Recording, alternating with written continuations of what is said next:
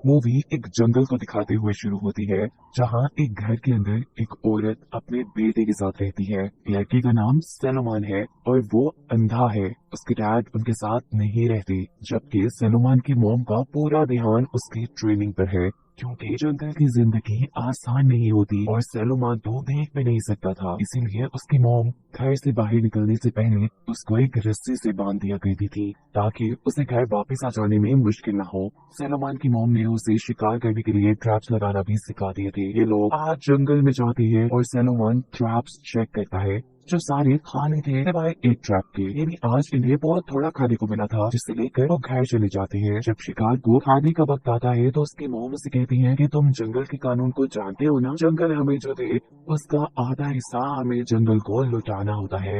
इसलिए सलोमान अपने शिकार के दो हिस्से करके अपनी मॉम के साथ घने जंगलों की तरफ निकल जाता है। उसके साथ बंधी रस्सी इतनी ही लंबी थी कि वो घने जंगलों के पास तो पहुंच सकता था, पर उनके अंदर नहीं जा सकता था। वो दूर से ही शिकार का आधा हिस्सा जंगल में फेंक कर घर वापस आ जाती है। नेक्स्ट डे ये लोग मछलियों के शिकार पे जाते हैं, पर काफी देर कोई एक भी मछली ना पकड़ पाने पर उसकी मॉम उसे कहती है कि शायद जो कीड़े हमने मछली के कांटे में लगाए हैं वो छोटी है। ये सोचते ही सलोमान बड़े कीड़े लेने के लिए जंगल में चला जाता है। जब वो जमीन पर हाथ मार मार कर कीड़े ढूंढ रहा था तो तभी अचानक उसके हाथों में जंजीर आ जाती है, जिसे महसूस करने पर वो शॉक हो जाता है, क्योंकि जंजीर से तो चीजों को बांधा जाता था। उसे सोच आती है कि आखिर यहाँ कौन कैद होगा। सलोमान के इस जंजीर को हाथ लगाने से जंगल में हलचल मच गई थी, जिसे महसूस करते हुए सलमान की मॉम उसे ढूंढते हुए उस तक पहुंचकर उसे डांटने लग जाती है कि इतने दूर इसने तुम्हें आने को बोला था, पता है ना ये जंगल कितना खतरनाक है। सलमान अपनी मॉम को नाराज देखकर उनसे सॉरी बोलता है और वो उसे लेकर घर चली जाती है। वो घबराई लग रही थी। उनके इस बिहेवियर से हमें लगता है कि आखिर यहाँ कुछ तो ऐसा है जिसे वो छुपाने की कोशिश कर रही थी। रात में वो सलमान को एक बकरे की कहानी सुनाती है, जिसे जंगल में जाना मना था, और एक दिन जब वो जंगल में चली गई तो उस दिन उसकी मौत हो गई, मर गई। ये कहानी सलमान की मॉम ने खुद उसके लिए लिखी थी कि वो कभी डर कर यहाँ से जंगल में न जाए। कहानी सुनने के बाद सलमान अपनी मॉम से मौत के बारे में सवाल करता है। जवाब में उसकी मॉम कहती है कि ये तो मैं नहीं जानती कि मरने के बाद लोग कहाँ जाते हैं, हाँ पर मेरा ये मानना है कि मौत एंड नहीं होती, और इसी बात पर तुम्हें भी बिलीव रखना है। ये उनकी आखिरी बातें थी। उसके बाद उसकी मॉम घर से कहीं चली गई थी। सालों गुजरे, ना वो खुद वापस आई और ना ही सलमान को उनका कुछ पता चला। उन्होंने जाते हुए टेप रिकॉर्डिंग में सलमान से माफी मांगी थी, उसे छोड़ कर जाने के लिए, और साथ ही जिंदगी गुजारने के 3 रूल्स भी बताए थे जिसके बगैर वो मर जाता। इन रूल्स में से पहला रूल ये था कि अगर वो कुछ भी जंगल से लेकर आएगा तो उसका आधा हिस्सा जंगल को वापस लौटाएगा। दूसरा ये कि अगर उसे कभी डर लगे या वो मुश्किल में हो तो फिर सलमान वो गाना गाए जो उसकी मॉम उसके साथ गाया करती थी। और तीसरा ये कि वो जब भी घर से निकलेगा अपनी रस्सी को नहीं छोड़ेगा। इन्हीं रूल्स को फॉलो करते हुए सलमान की जिंदगी के काफी साल गुजर गए और उसने बहुत कुछ सीख भी लिया। फिर एक दिन ऐसा आया कि जब वो जंगल में शिकार को निकला तो शिकार के नाम पे उसे कुछ न मिला। वो नदी में मछली पकड़ने गया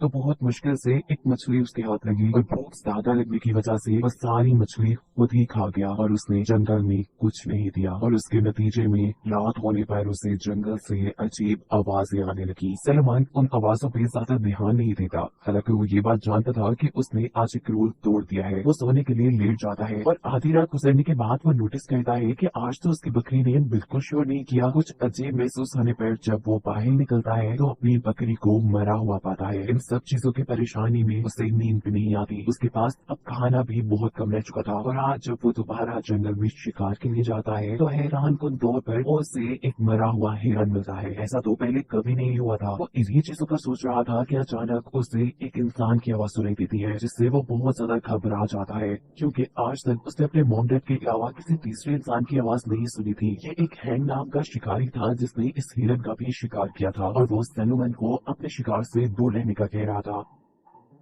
वो जब सैलोमन को अपने शिकार से दूर करने के लिए उसके करीब आता है तो सैलोमन उसके ऊपर अपने चाकू से हमला कर देता है, जिसकी वजह से शिकारी का हाथ जख्मी हो गया था। शिकारी बदले में उसके सर के ऊपर अपनी गन मारता है, जिसकी वजह से सैलोमन बेहोश हो जाता है। सैलोमन को जब होश आता है तो हैंक उसके सामने ही बैठा हुआ और वो सैलोमन को खुद से घबराने से मना कर रहा था। सैलोमन नोटिस करता है कि वो अपने घर के करीब है। वो हैंक से पूछता है कि तुम्हें मेरा घर कैसे मिला। हैंक जवाब देता है तुम्हारी रस्सी के जरिए। हैंक सवाल करता है कि बच्चे तुम इस जंगल में अकेले रहते हो। हैंक सवाल का सैलोमन कोई जवाब नहीं देता क्योंकि उसे अपने आप को बच्चा कहने की वजह से गुस्सा आ गया था। फिर हैंक उससे इस बात की माफी मांगते हुए कहता है कि अगर तुम एक रात मुझे अपने घर पे रहने की इजाजत दे दो तो मैं अपने शिकार में से कुछ हिस्सा तुम्हें खाने के लिए दे दूंगा। देखो रात होने वाली है और रात में जंगल में खतरा बढ़ जाएगा। सैलोमन को ये आदमी क्योंकि अच्छा लगा था इसीलिए उसने उसे अपने घर में रहने की इजाजत दे दी थी। हैंक खाना बनाता है और साथ ही सैलोमन के घर को चेक करने लगता है क्योंकि वो हैरान था कि एक अंधा इंसान अकेले इस जंगल में जिंदगी कैसे गुजार रहा है।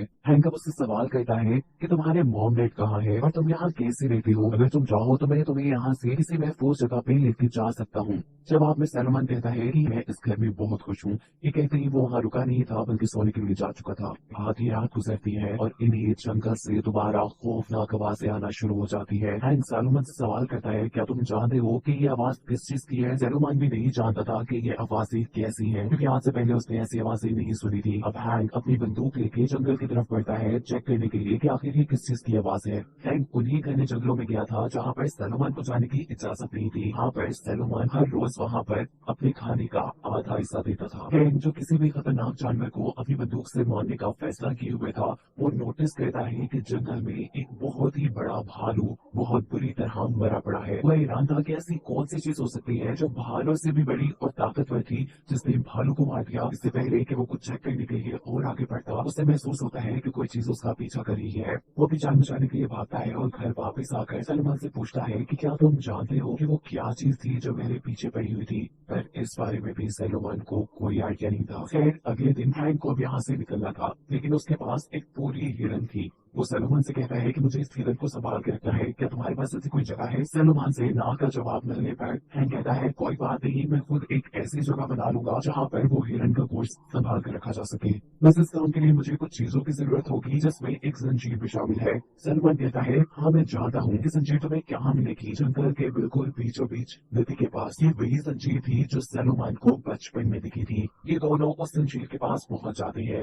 हैंक भी जंगल के दरमियान में जंजीर को देखकर हैरान था। वो भी जानना चाहता था कि आखिर इस जंजीर से किसको बांधा गया है। वो जंजीर के साथ साथ चलते चलते एक खुफिया गार तक पहुंच जाता है। इससे पहले कि वो गार को उधर से देखता एक खूंखार परिंदा उस पे नाकाम हमला करने की कोशिश करता है जिससे डरकर ये वहां से पीछे हो जाता है। ये लोग अपनी जरूरत जितनी जंजीर लेकर घर वापस आ जाते हैं। हैंक देखता है कि सैलोमन ने हिरन के गोश्त का कुछ टुकड़ा जंगल के अंदर फेंका था। वो उससे सवाल करता है कि तुमने ऐसा क्यों किया? सैलोमन कहता है कि मुझे ऐसा ही करने के लिए कहा गया है और मैं सालों से ऐसा ही करता आ रहा हूँ। हैंक को ये सारी बातें अजीब लगती है। उसे लगता है कि शायद सैलोमन की मौत जादू वगैरह करती होगी। हैंक सैलोमन को समझाने की कोशिश करता है कि जिस चीज से तुम डर रहे हो शायद वो एक जानवर हो और अगर तुम चाहो और मेरी मदद करो तो हम बड़ी आसानी से उसे पकड़कर खत्म कर सकते हैं और तुम्हारा सारा खतरा भी टल सकता है और फिर तुम्हें अपने खाने का हिस्सा किसी को भी देने की जरूरत नहीं पड़ेगी। पर अब मसला ये था कि सैलोमन की रस्सी इतनी बड़ी नहीं थी कि वो जंगल के अंदर जा सके। हैंक कहता है ये कोई प्रॉब्लम नहीं, ये सब तो मुझ पे छोड़ दो। ये लोग बातों में अच्छे दोस्त बन चुके थे। हैंक बहुत से कपड़ों को फाड़ फाड़ कर उसकी रस्सी के साथ बांध देता है जिसकी वजह से उसकी रस्सी थोड़ी भी लंबी हो जाती है। ये लोग जंगल में तो चले जाते हैं लेकिन जंगल में जाने पर अचानक कोई सैलोमन पर हमला करके उससे पीछे की तरफ खींचने लग जाता है। हैंक उसे बचाकर घर वापस ले आता है। ये सब काफी अजीब था। सैलोमन इन सारी चीजों से काफी डर चुका था इसीलिए वो हैंक से कहता है कि तुम मुझे उस किताब में से कहानी पढ़ के सुनाओ जो हमेशा मेरी माँ करके मुझे सुनाया करती थी। हैंक भी जंगल में होने वाली इस वाक़ई से परेशान था। सैलोमन के सोने के बाद जंगल में चेक करने के लिए जाता है कि आखिर वहाँ है क्या। हैंक जंगल के उस गार तक चला गया था जिसके अंदर किसी चीज को जंजीर से बांधा गया था। जब दूसरी तरफ सैलोमन भी हैंक की मदद जाने में परेशान था और भी हैंक को ढूंढने के लिए जंगल की तरफ निकला। इस छोटे से इसका आगे बढ़ना मुश्किल हो पा रहा था जिस वजह से वो अपनी रस्सी को बांध पाए और ऐसे उसने अपनी माँ के बताए दूसरे लोगों को भी तोड़ दिया था। जंगल में आगे जाने पर उसे हैंक को लापता होता है जो देखकर वो बहुत ज्यादा दुखी हो चुका था। इससे रोने लगता है और इससे दौरान दोबारा उसे दिखाया जाता है कि वहाँ गाँव में जो कोई भी था कोई बड़ा राक्षस नहीं था जिसकी आँखें बिल्कुल बदल चुकी है। ऐसा जैसे वो किसी और चीज की कब्जे में नहीं देख सकता था। उसे पता भी नहीं था कि उसकी और थी तो उसने अपने लोगों को बताया काला पानी लगता है जिससे उसकी माँ को जाता है कि वहाँ गए इस बात में सलमान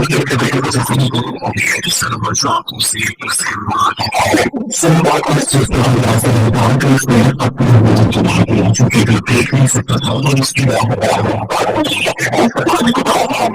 सलमान की जैसे सलमान के साथ हुआ था उनकी पुलिस ने किसी के साथ सलमान के बाद सबसे पहले इस वजह से होना चाहिए और सलमान के साथ में सलमान की और सलमान अपना कॉलेज से करना चाहिए के बारे में सलमान अपने मॉम को ये अपने शिकार को